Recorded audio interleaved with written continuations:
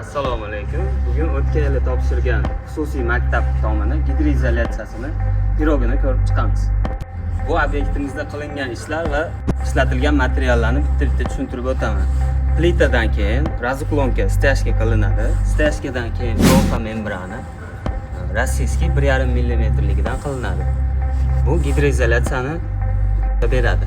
Loha membranadan keyin issiq sovuqni ushlagan penaplex qilinadi 10 cm yoki 8 cm. Penaplexdan keyin qo'yiladigan material drenajniy membrana.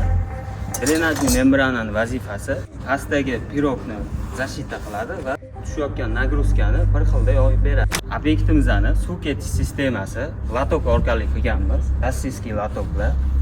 Atrofiga lotok qo'yganmiz. Suv shunga keladi va varonka orqali tashqariga sliv bilan ketadi.